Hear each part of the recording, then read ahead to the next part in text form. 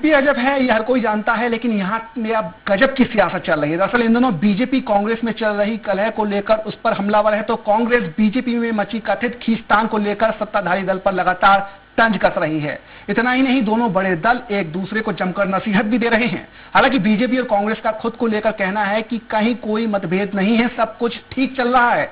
ऐसे में बड़ा सवाल यही है कि अगर सब कुछ ठीक चल रहा है तो दोनों दलों में हलचल सी नजर क्यों आ रही है। खैर, इस मुद्दे पर विस्तार से बात करें उसके पहले एक रिपोर्ट देख लेते हैं।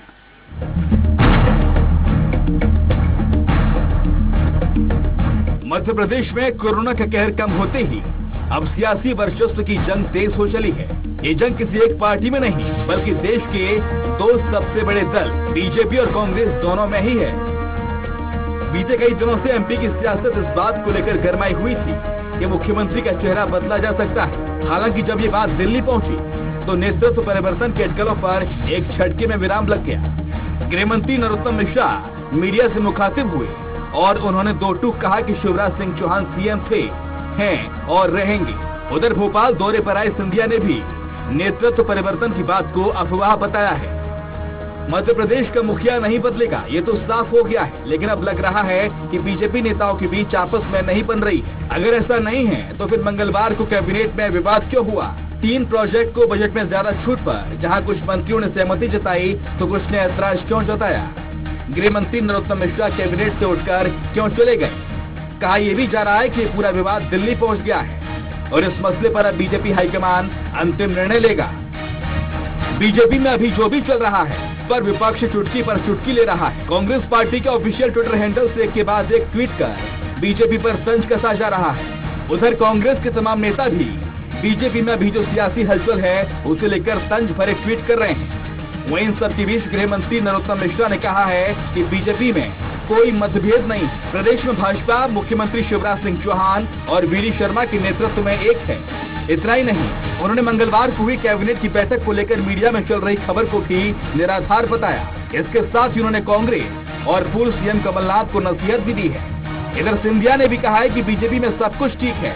उनके मुताबिक बीजेपी नेता आपस में न मिले तो सवाल उठता है और मिले तो भी सवाल उठता है। भारतीय जनता पार्टी में कहीं कोई नाराजगी नहीं है। पूरी, मैंने कल भी कहा था, आज भी कह रहा हूँ, पूरी पार्टी शिवराज सिंह जी और वीडी शर्मा के नेतृत्व में एक साथ खड़ी हुई है। ये गलत खबर है। वो नाराजगी जैसा तो कोई प्रश्न ही नहीं होता है। प्रजातांत्रिक तरीके से माननीय मुख्यमंत्री जी उसको चलाते हैं। गृह मंत्री ने विपक्ष को जो नसीहत दी है, कांग्रेस को शायद उस पर विचार करना चाहिए, क्योंकि कांग्रेस में ना तो पहले कुछ ठीक चल रहा था और ना ही अभी कुछ ठीक है। हाल ही में कमलनाथ के बिंदे को लेकर दिए गए बयान पर अजय सिंह ने न सिर्फ उन पर निशाना साधा बल्कि कमलनाथ को खुद पर संयम बरतने की भी नसीहत दे डाली। इसके पहले कांग्रेस पार्टी अंतर्कलह की वजह से ही अपनी सत्ता गंवा चुकी है। ऐसे में सवाल ये भी उठ रहा है कि कांग्रेस में वर्चस्व की जंग क्या अभी भी जारी है? वही तख्ता पलट के बाद क्या बीजेपी पर भी कांग्रेस जैसी अंतर्कलह के बादल मंडरा रहे हैं? जनता इसका भी जवाब जानना चाहती है। Bureau report, Swaraj express. तो मध्य प्रदेश में कुल्मों में जो कलह है उस पर चर्चा करने के लिए हमारे साथ जुड़ गए हैं बीजेपी प्रवक्ता सुमित ओरछा जी हैं, कांग्रेस प्रवक्ता मिथुन अहरवार जी हैं और वरिष्ठ पत्रकार निर्मल सिंह बैस जी हैं। मिथुन जी आपका भी स्वागत है, निर्मल जी आपका भी स्वागत है और सुमित जी आपका भी स्वागत है। पक्ष विपक्ष की बात करूं उससे पहले निर्मल जी आपके पास आना चाहूंगा। जिस तरह से ये जो चल रहा है मध्य प्रदेश में, जो सियासत चल रही है, कोरोना कम हो रहा है और सियासत जो है और खासतौर से जो अंदरूनी पार्टियों की जो सियासत है वो उफान पकड़ रही है, किस तरह से इसको आप देखते हैं?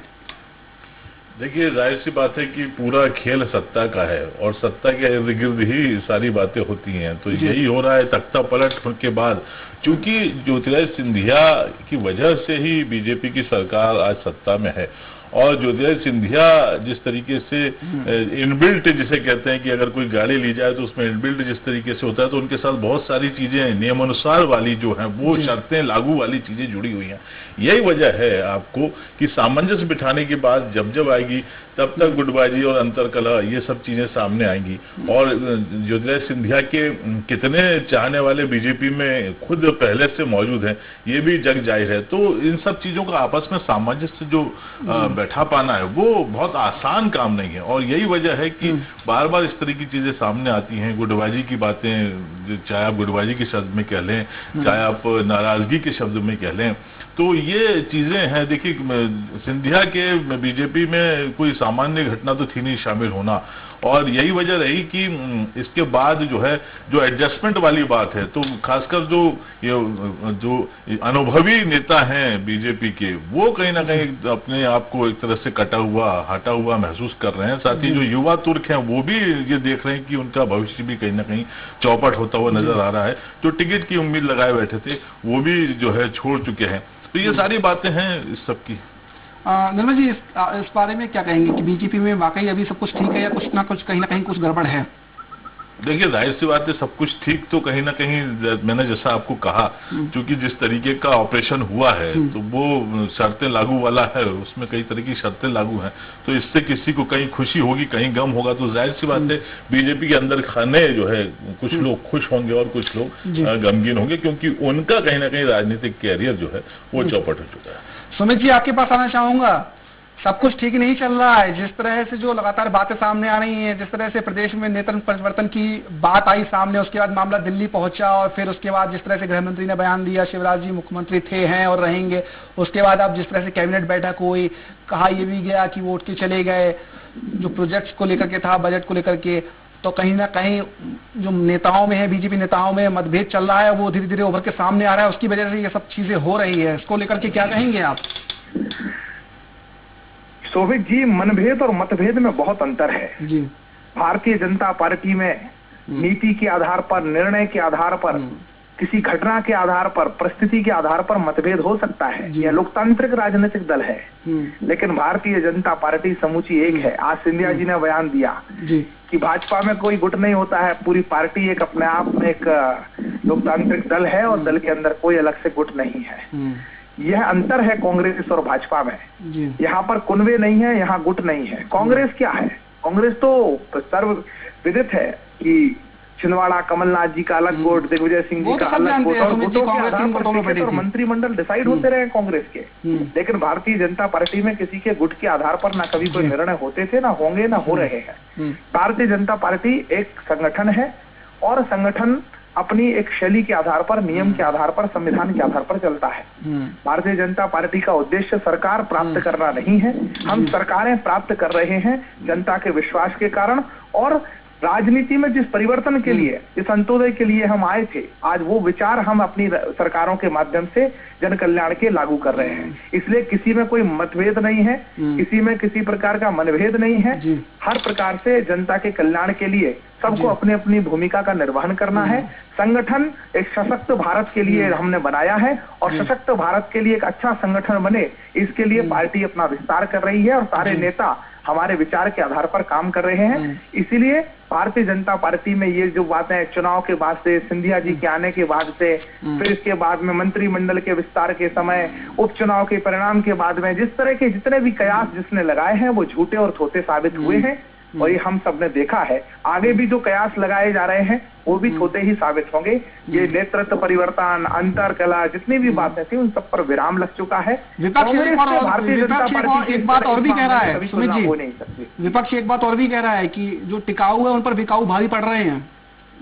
देखिए, जिसके घर से रोज कोई ना कोई व्यक्ति, कभी जिला स्तर से, कभी प्रदेश स्तर से, कभी राष्ट्रीय स्तर से, जिस जहाज कांग्रेस का जो डूबते जहाज से जहां छोड़ करके जा रहा है, उस पार्टी को अपनी आप की गिरेबान में झांकने की बजाय अगर दूसरे के घर में ताका झांकी करने में इतनी रुचि है, तो मैं ऐसे राजनीतिक दल के प्रति अपनी गहन संवेदना व्यक्त करता हूँ। ठीक है, आपके पास आऊंगा सुमित जी। मिथुन जी, ठीक है, आप अपना घर नहीं संभाल पाए थे, बिखर गया था, और आप उधर लगातार तंज पे तंज कस रहे हैं। आपके सोशल मीडिया पे जाके देखेंगे बिल्कुल पटा पड़ा हुआ है, बीजेपी के अलावा कुछ है ही नहीं उसमें, बस बीजेपी पे तंज, ये, इसके अलावा मैं कुछ और नहीं देख रहा हूँ। देखिए, भारतीय जनता पार्टी की जो घबराहट है वो भारतीय जनता पार्टी की सरकार के कामों में नजर आ रही है, इसलिए हमारा कमेंट करना बनता है। जनता को जहां राहत मिलनी थी, तो जब लॉकडाउन लागू होता है तो इनकी सरकार सेक्स वर्कर्स को अनुमति दे देती है, ओएसडी इनके नियुक्त होते हैं, अगले दिन बदल जाते हैं, और जो इनकी कार्यकारिणी जारी होती है, उसमें ज्योतिरादित्य सिंधिया, कैलाश विजयवर्गीय और शिवराज सिंह चौहान की पहले तो जाति उल्लेखित होती है और वो भी गलत बता दी जाती है। ये जो घबराहट के काम है, करेक्शन भी हो गया, नहीं करेक्शन हो गया ना, लेकिन ये घबराहट में इनके हाथ पांव जब कांप रहे हैं सरकार चलाते हुए, जब नरोत्तम मिश्रा जी जो कि गृह मंत्री हैं, वो एनवीडीए के प्रोजेक्ट को लेकर के आपत्ति दर्ज कराते, मतलब आज मध्य प्रदेश में निवाड़ी में एक महिला को 4 लोगों ने जला करके मार दिया, उस पर वे बयान नहीं दे रहे हैं। वो बयान दे रहे हैं कि मुख्यमंत्री शिवराज जी थे, हैं और रहेंगे, और उनका चेहरे का तेज देखिए, रोजाना जो चेहरा चमका करता था, उनका खूबसूरत चेहरा, उस पर आज कैसी मुरझाने जैसी मुझे तो ऐसा नहीं लगा मिथुन जी कुछ मुरझाया हो, वैसी चमक दिख रही है। नहीं, वो चमक तो खैर अभी भी आपने बाइट देखी होगी, मुझे तो वैसी चमक नजर आ रही है। चमक तो उनके चेहरे पर जो हुआ करती थी वो नहीं है, और ना वो चिर परिचित उनकी मुस्कान है जो रोजाना वो तंज कहते हैं। जब उनको दिल पर पत्थर रख करके कहना पड़ा कि शिवराज जी हमारे मुख्यमंत्री थे और हैं और रहेंगे, तब उनका चेहरा देखने लायक था। ये हमारे सब लोगों ने देखा, आपने भी ऑब्जर्व किया होगा। बात दरअसल ये है कि भारतीय जनता पार्टी के वो लोग जो कहते थे कि हमारे दल में सिंधिया जी के लिए कोई जगह नहीं है, सिंधिया जी महाराज है, माफ करो महाराज हमारा नेता शिवराज, आज जब दमोह उपचुनाव के पहले भारतीय जनता पार्टी की कार्यकारिणी जारी हो रही थी, उसमें केवल एक सिंधिया समर्थक को जगह दी गई थी। आज 63 सिंधिया समर्थकों को जगह देकर के बता दिया गया है कि भारतीय जनता पार्टी के नेता, उनकी नीति और उन पर पार्टी का विश्वास कितना कमजोर हो गया है। जी ये तो अच्छी बात है ना, आप ही कहते थे कि सिंधिया जी वहां गए, उनको तवज्जो नहीं मिल रही, अब तवज्जो मिल रही है तो भी आपको जो है दिक्कत हो रही है। सिंधिया जी को तवज्जो कब मिल रही है? सिंधिया जी वहां गए थे अतिथि शिक्षकों के मुद्दों पर, वो वहां गए थे किसानों के मुद्दों पर, उनकी आवाज तो उन्होंने उठाई नहीं। 1 साल से ज्यादा का समय हो गया, अभी कोरोना काल भी चल रहा है ना। कोरोना काल तो चल रहा है, लेकिन जिस दफ्तर में मैं और आप डिबेट कर रहे हैं, उसी कोरोना काल में चंद कदम दूरी पर गोपाल भार्गव जी का घर है, वहां पुलिस का इंतजाम लगा हुआ, सिंधिया जी वहां खाना खाने आ रहे हैं। ये उनकी जनसेवा है कोरोना काल में। वो इनकी जनसेवा देखिए। जब विपक्ष में, जब हम लोगों की सरकार में थे, कहते थे मैं अतिथि शिक्षकों को परमानेंट करवाऊंगा, मैं किसानों का कर्जा माफ करवाऊंगा, शिवराज जी के हाथ खून से रंगे हुए हैं, ये हमारी सरकार में रहते हुए कहा था। जब सरकार में आ गए तो सुबह ब्रेकफास्ट, लंच हुआ उनका भाजपा कार्यालय में, और डिनर जो है गोपाल भार्गव जी के यहाँ होने वाला है। ये इनकी जनसेवा और ये भारतीय जनता पार्टी की जो रीति नीति है उसमें रम चुके हैं। इसी तरीके की राजनीति के लिए भारतीय जनता पार्टी जानी जाती है। भोजन बैठक विश्राम, तो वो भोजन भी कर रहे हैं, बैठक सुबह हो चुकी है और रात में विश्राम करेंगे। ये इनकी जनसेवा है। बात को लेकर के क्या कहेंगे आप? ठीक है, बीजेपी का तो आपने कह दिया, जो कमलनाथ जी और अजय सिंह जी के बीच में हो रहा है, और अजय सिंह जी कह रहे हैं कमलनाथ जी को आप थोड़ा सा संयम बरता करें, संयम बरत के बोला करें, उस पर क्या कहेंगे आप? कमलनाथ जी ने जो बात कही थी वो कंप्लीट कॉन्टेक्स्ट में नहीं आई थी। इस कारण कमलनाथ जी ने स्वयं अगले दिन प्रेस कॉन्फ्रेंस करके ये कहा था कि भारत जो है वो महान है, लेकिन हमारी जो बुराई है पूरा विश्व का मीडिया कर रहा है। मैं अपने बयान को बढ़ाते हुए बताता हूँ, भारत महान है, लेकिन अगर हम ध्यान नहीं देंगे तो हम बदनाम हो जाएंगे। ये बात उन्होंने कही थी। अजय सिंह जी ने भी यही कहा, अजय सिंह जी ने भी यही कहा कि उनको अपने बयान को डिटेल में देना था। कमलनाथ जी ने वो बयान डिटेल में दे दिया। वहां ये तो नहीं कहा जा रहा कि कमलनाथ जी को हटाया जाना चाहिए नेता प्रतिपक्ष के पद से। यहाँ तो रोजाना बयान आ रहे हैं कि हमें ये सरकार नहीं बनानी थी। अजय बिश्नोई जी अपनी बात कहते हैं, गोपाल भार्गव अंदर खाने में खबर है, लोग अब कांग्रेस पार्टी के तो कई लोग ऐसे हैं वो बहुत ज्यादा संतुष्ट नहीं है, दो बात एक साथ लेके चल रहे हो। जिन लोगों की संतुष्टि नहीं है वो पार्टी फोरम पे अपनी बात कह सकते हैं, लेकिन ऐसा बयान कभी नहीं आ सकता कि साहब प्रदेश की सरकार गलत आंकड़े दे रही है, मुझे नकली रेमडेसिविर इंजेक्शन लगा दिए गए, सरकार कोई काम नहीं कर रही है, हम लोगों को सरकार में आना नहीं चाहिए था। ये इनकी सरकार के लिए इनके नेता बोल रहे हैं, उनके नाम भी मैं बता देता हूं। तो ये जो बात की जा रही है भारतीय जनता पार्टी की तरफ से, अगर इनके नेता कहते हैं कि जो प्रहलाद पटेल जी के रिश्तेदार हैं, इनके विधायक, वो कहते हैं मुझे 6 नकली रेमडेसिविर इंजेक्शन लगा दिए गए, ये कोई कांग्रेस के नेता तो है नहीं, ये तो इनकी पार्टी के ही नेता है। मतलब ये सरकार के प्रति असंतुष्टि है ना। गोपाल भार्गव जी रात में जाते हैं चेक करने, उनको स्वास्थ्य सुविधा केंद्र पर यदि लोग नहीं मिलते, डॉक्टर नहीं मिलते, तो सरकार को एक के ही खिलाफ कहते हैं ना। अजय बिश्नोई जी लाइव मीटिंग में शिवराज जी के मुंह के सामने कहते हैं कि आप लोग आंकड़ों को छुपा रहे हैं, आप लोग जनता को भ्रमित कर रहे हैं, यदि आप सच नहीं सुनना चाहते तो मैं चुप हो जाता हूं। ये तो इनकी पार्टी के नेता कह रहे हैं। तो ये जो असंतुष्टि का दौर है वो सामने आ रहा है, और दमोह चुनाव के बाद भारतीय जनता पार्टी का जो असंतुष्ट ग्रुप है उन्होंने तय कर लिया है कि शिवराज जी चौहान को कोई अधिकार नहीं है अब मध्य प्रदेश के मुख्यमंत्री के तौर पर कंटिन्यू करने का। जब वो उपचुनाव जीते थे उनको कंटिन्यू किया गया। सरकार रहते हुए इतना बड़ा एम्बैरसमेंट, जैसे आप चित्रकूट, मंगावली, कोलारस हारे थे, उसी तरीके से आप जब दमोह हार गए कोरोना काल में, उस समय भारतीय जनता पार्टी का जनता के समर्थन में सुबह लंच, दोपहर में लंच और शाम को डिनर करना बहुत कुछ बताता है कि मध्य प्रदेश की राजनीति किस राह पर जा रही है। ठीक है सुमित जी, मिथुन जी ने जो कहा है उनकी बातों का जवाब दीजिएगा, लेकिन जिस तरह से जो सिंधिया जी हैं भोपाल के दौरे पे है, भोपाल दौरे पर भी उनके अलग समीकरण निकाले जा रहे हैं। कहा जा रहा है कि इस बार का दौरा जो पिछले दौरे हुए उनसे काफी अलग है, कुछ चीजें हैं, अपनी बातें सामने रखनी है, अपने समर्थकों को सेट कराना है, कहीं ना कहीं उन पर भी, महाराज पर भी प्रेशर है। और जिस तरह से जिस मकसद से वो गए थे बीजेपी में, वो अब तक पूरा नहीं हुआ है। उस बात को कांग्रेस लगातार उठाती रही है। आखिर उस लाइन पे क्यों नहीं आगे बढ़ रहे हैं? सुमित जी, देखिए, सत्ता लोलुप कांग्रेस केवल यही सोच सकती है कि सिंधिया जी किसी पद के लिए राजनीतिक जो है उन्होंने परिवर्तन किया है। कमलनाथ जी का अहंकार उन्हें नहीं दिखेगा, कमलनाथ जी की कुशासन उन्हें नहीं दिखेगा, कमलनाथ जी का झूठ उन्हें नहीं दिखेगा।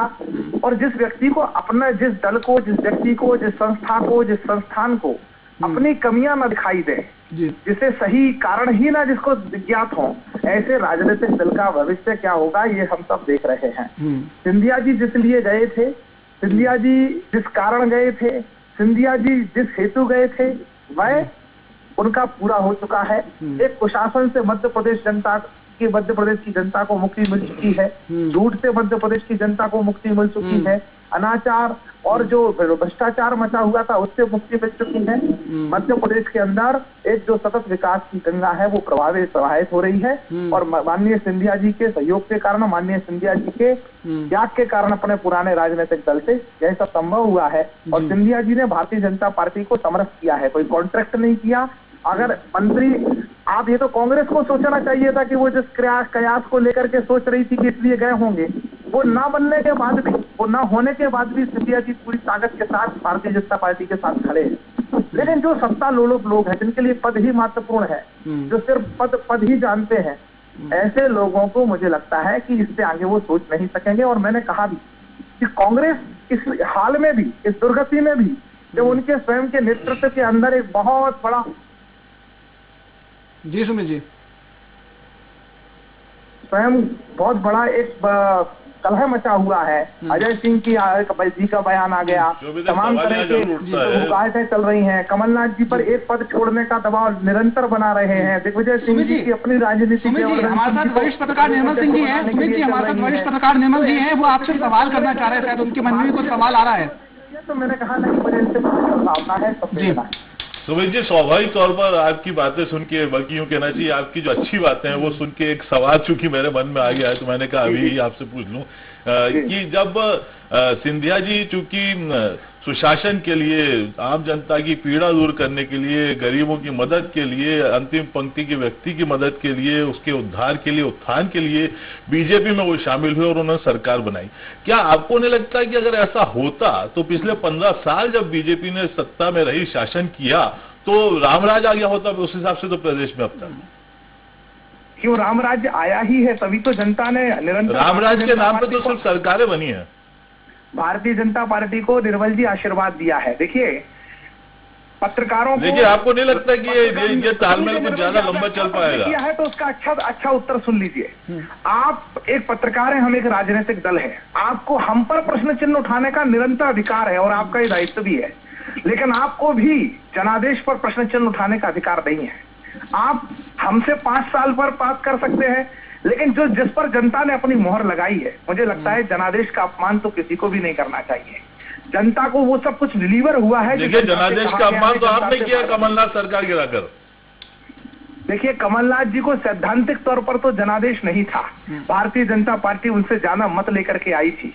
और जिस बात पर कमलनाथ जी ने, जो मत उन्हें मिले भी थे, जो सीटें ज्यादा मिली थी, जिस बात पर वो था 10 दिन के अंदर कर्जा माफ, 10 दिन पहले बोला गया था, कर्जा माफ बाद में बोला गया था, वो सब नहीं हुआ। उसके बाद जो लोकसभा चुनाव हुए उसमें कमलनाथ जी की क्या स्थिति हुई, कांग्रेस की क्या स्थिति हुई, वो सब हमने देखा है। उसके बाद जो जनादेश आया, फिर इसके बाद 28 उपचुनाव भी कांग्रेस की वादा खिलाफी पर एक रेफरेंडम थे, क्योंकि अगर उसमें बीजेपी पूरी सीटें या लगभग सीटें हार जाती तो भी कमलनाथ जी वापस आ जाते, जैसा कहा था कि 15 अगस्त को झंडा फहराएंगे। तो हर एक परिस्थिति में आपने देखा है कि जनता ने बार बार भारतीय जनता पार्टी को अपना जनादेश भी दिया है। बस एक ही बात बोलूंगा कि ये पब्लिक है, सब जानती है की जो परिस्थितियां थी उसको देखने के बाद में पुनः भारतीय जनता पार्टी पर जनता ने, मध्य प्रदेश की जनता ने भरोसा किया है। सुमित जी, अभी क्या कांग्रेस के जो कुछ और विधायक है वो भी क्या बीजेपी के संपर्क में है क्या? जी मैडम, बीच बीच में सुनने में ये भी आ रहा है कि बीजेपी के संपर्क में कांग्रेस के कुछ और विधायक भी हैं। हालांकि आज आप लोगों ने कांग्रेस को झटका दिया है, जितिन प्रसाद जी आ गए हैं, बीजेपी में शामिल हो गए हैं, वो खैर वहां की बात है। एमपी में भी क्या कुछ इस तरह का है, कुछ तोड़ने का चल रहा है और कांग्रेस विधायकों को अपने में शामिल करने का? भारतीय जनता पार्टी ने कांग्रेस का एक भी विधायक ना तोड़ा है, ना हम तोड़ना चाहते हैं। तो सरकार कैसे गिर गई अगर तोड़ा नहीं? कमलनाथ जी के सरकार कैसे गिर गई अगर तोड़ा नहीं आपने? विधायक रहना नहीं चाहता है। कांग्रेस जी का जो कमलनाथ जी का जो मैं भी प्रदेश अध्यक्ष, मैं ही सब कुछ, मैं ही नेता प्रतिपक्ष, मैं ही मुख्यमंत्री, इस मैं ये राजनीति में लोकतांत्रिक राजनीतिक दल में ये चलता नहीं है, ये मैं और मैं तो मैं कहा, ठीक है, आप क्या बता रहे? ठीक है सुमित जी, ठीक है, आपकी बात आ गई है। क्योंकि समय की भी कमी है तो मिथुन जी भी अपना पक्ष रख ले। और मिथुन जी, जिस तरह से ठीक है बीजेपी में ये चल रहा है, आपकी ओर से जो लगातार सोशल मीडिया पे जिस तरह से ट्वीट्स आ रहे हैं या जो बातें कही जा रही हैं, कहा जा रहा है कि ठीक है बीजेपी में लोग असंतुष्ट हो चुके हैं तो वो कहीं ना कहीं अब कांग्रेस से संपर्क करेंगे या हो सकता है छोड़ दे पार्टी, तो क्या आप इसका कुछ फायदा उठाने की कोशिश करेंगे? कुछ बीजेपी वालों को साथ लेंगे क्या? आज की तारीख में कांग्रेस के पास ये स्थिति है कि हम सरकार गिरा सकते हैं, लेकिन हम नहीं गिराएंगे क्योंकि हम जनादेश का सम्मान करते हैं। सरकार गिरा सकते हैं मतलब संपर्क में है आपके? संपर्क में हो या ना हो, परिस्थिति ऐसी है कि भारतीय जनता पार्टी के कई सारे दर्जनों में विधायक हैं जो इस्तीफा देने को तैयार है। किसी को विंध्य से रिप्रेजेंटेशन नहीं मिल रहा है, किसी की उम्र जो है इनके क्राइटेरिया से पार हो चुकी है। तो ये जो भारतीय जनता पार्टी ने रोक लगाया पूरे देश में विधायकों से इस्तीफा दिलवाने का, आप चाहे बंगाल की बात देखेंगे, चाहे उत्तर प्रदेश की बात देखेंगे, चाहे कर्नाटक की बात देखेंगे, चाहे मध्य प्रदेश की बात देखेंगे, ये जो मजाक भारतीय जनता पार्टी द्वारा किया जा रहा था कि भारतीय जनता पार्टी सत्ता लोलुप पार्टी नहीं है। हमें पूरे देश को याद है कि कैसे कोरोना में लोगों के घर के लोग शमशान में खड़े हुए थे, जगह नहीं मिल रही थी, और प्रधानमंत्री जी कह रहे थे कि मुझे बंगाल में दूर दूर तक लोग नजर आ रहे हैं। ये इनकी सत्ता लोलुपता को दर्शाता है। जनादेश की इन्होंने बात कही, जनादेश को मैंने आपकी बात को गौर से सुना है, थोड़ा सा उनको सुन लीजिए। आपको अगर कुछ भी लगता है कि उसमें ऐड करना है, ठीक है, सुमित जी ने स्वीकार किया कि इन्होंने तोड़ा नहीं है, विधायकों को तोड़ा नहीं है। तोड़ते तब है जब विचारधारा के आधार पर है। इन्होंने तो खरीदा है, 35-35 करोड़ रुपए देकर के विधायकों को खरीदा है, और इसलिए ये खरीदे हुए विधायक अपने मालिक जिससे उन्होंने पैसे लिए उसके निर्देशों पे काम करेंगे। यही कारण है कि वो जो सिंधिया जी दहाड़ते थे कि वादे पूरे नहीं हुए तो मैं सड़क पर आऊंगा, वो सड़क पर आए हैं और पैदल चल के वो गोपाल भार्गव जी के यहाँ खाना खाने जा रहे हैं। ये इनकी सच्चाई है। इनकी सच्चाई ये है कि ये लोग जो जनादेश की बात करते हैं वोट प्रतिशत के आधार पर कर्नाटक में भी हमें 2% वोट इनसे ज्यादा मिले थे, वहां इन्होंने सरकार नहीं बना दी। सुमित जी ने लिटमस टेस्ट की बात की। हम लोकसभा में हार गए, इसलिए इनकी सरकार पर भरोसा नहीं था। हम 27 उपचुनाव में हार गए, लेकिन सुमित जी बड़े कन्वीनियंटली दमोह उपचुनाव को इग्नोर कर गए जब कोरोना की सेकेंड वेव के बाद जनता ने अपना मतादेश दिया है कि ये सरकार इस प्रदेश को चलाने के लायक नहीं है। जब पूरे देश में कोरोना से मौतें हो रही थी, इन लोगों को चुनाव करवाना था। इसको कहते हैं लिटमस टेस्ट। जनता ने आपको पूरे तरीके से नकार दिया। और भारतीय जनता पार्टी के विरोध तो आपने भी भारतीय जनता पार्टी के खांटी कार्यकर्ता, उनके लिए अब यही नियति है कि सिंधिया जी के 63 लोगों को 217 की कार्यकारिणी में जगह मिलेगी। और मध्य प्रदेश की पूर्व मुख्यमंत्री उमा भारती जी जो कहती थी प्रदेश में शराबबंदी होनी चाहिए, लोग मर रहे हैं, उनको कार्यकारिणी में स्थान नहीं दिया जाता। यह मध्य प्रदेश की नीति है। भारतीय जनता पार्टी के लोग केवल दरी उठाएंगे और जो पार्टी हमारे जो पार्टी से आए हुए लोग हैं वो सत्ता का आनंद भोगेंगे। ये भारतीय जनता पार्टी के कार्यकर्ता की नीति। ठीक है सुमित जी, बहुत संक्षेप में अपनी बात कहिएगा, समय की कमी है। मिथुन जी ने जो भी कहा है और आप कुछ कहना चाह रहे थे अपनी बहुत संक्षेप में। सुमित जी, जो बात कमलनाथ जी कहने का साहस नहीं कर सकते, दिग्विजय सिंह जी साहस नहीं कर सकते, मुझे आश्चर्य हो रहा है कि कैसे एक जिम्मेदार प्रवक्ता, जिसको मैं बहुत विद्वान भी समझता हूँ, उस प्रवक्ता ने विद्वान तो है, इसमें कोई शक नहीं कर लिया इतनी बड़ी बात कहने का। शिवराज जी तो उसका उन्होंने रोका था मुझे, मैं जनरली रोकता नहीं, उनकी फिर आवाज नहीं आ पाएगी आप। क्योंकि जब कमलनाथ जी या कांग्रेस की तरफ से ये कहा गया कि हमारे पास विधायक हैं, हमारे पास सरकार विधायक नहीं है, आपकी सरकार किसी भी दिन गिर सकती है, ऐसी स्थिति है, हम नहीं गिराना चाहते। टूट हुई है बहुत संक्षेप में खत्म कर दीजिए। कांग्रेस शिवराज सिंह जी कितने दिन मुख्यमंत्री रहेंगे, कंफर्म तो कर दीजिए। 2023 उनके नाम 2023 उनके नाम पर लड़ा जाएगा ना। नरोत्तम मिश्रा जी ने कह तो दिया 2023 उनके ही नाम पर लड़ा जाएगा ना। 2023 में कोई उम्मीदवार रहेंगे ना। 106 सरकार में बर्खास्त करने वाला लोकतांत्रिक राजनीतिक दल कब से इतना संवेदनशील हो गया कि वो सरकार मध्य प्रदेश की गिरा सकता है, फिर भी नहीं गिरा रहा है। क्या गीदड़ भपकियां, हमारे पास पेन ड्राइव है, हनी ट्रैप की पेन ड्राइव है, ये है वो है, और उद्वेलित करते रहे। आने वाले 3 महीने में जब निगम मंडल की नियुक्तियां होंगी, सुमित जी इसी चैनल पर बैठे होंगे। प्लीज जब कांग्रेस ने कहा है कि हम भाजपा के विधायक छोड़ेंगे, तब तक कांग्रेस के अंदर टूट हुई है। आपने जो मुझसे प्रश्न पूछा था कि कुछ और विधायक संपर्क में है, मैंने बड़ी विनम्रता से उसको नकार दिया था। लेकिन अब जब कांग्रेस के प्रवक्ता ने कहा है, तो मुझे विश्वास है कि निश्चित रूप से ही भविष्य में कांग्रेस में कोई बड़ी टूट हो सकती है, क्योंकि जब कांग्रेस इस तरह की भाषा बोलती है, तब तक कांग्रेस की लोग पार्टी छोड़ जाता है। ठीक है, चलिए निर्मल जी, पूरे ओवरऑल मुद्दे पर आपकी एक छोटी सी बहुत सदी हुई सी टिप्पणी चाहेंगे। बिल्कुल छोटी सी टिप्पणी दूंगा शोभित। मैं देखिए, बहुत जाहिर सी बात है कि चूंकि ज्योतिरादित्य सिंधिया के फैक्टर के साथ ये सरकार चल रही है, तो ये जो आप जो भी घटनाक्रम देख रहे हैं और जो भी संतोष असंतोष देख रहे हैं, ये बहुत ही कहना चाहिए किसी मर्ज के जो लक्षण होते हैं, तो वो वही वाली बातें हैं। और वो जो साइड इफेक्ट भी जिन्हें कहलें, ये सब उसी के रूप में उभर कर सामने आ रहे हैं। चलिए, मिथुन जी आपका बहुत बहुत धन्यवाद, निर्मल जी आपका भी धन्यवाद, और सुमित जी आपका भी बहुत बहुत धन्यवाद हमसे जुड़ने के लिए, बात करने के लिए। तो ठीक है, जिस तरह से निर्मल जी ने कहा कि ये मर्ज के लक्षण से अभी मत नजर आ रहे हैं, जरूरी है कि लक्षणों को समझ के दोनों ही पार्टियां, चाहे वो बीजेपी के हो या कांग्रेस के हो, दोनों लोग समझे, उसका तुरंत से उपचार करे और कहीं भी कोई भी नाराजगी है उसको सुलझा ले।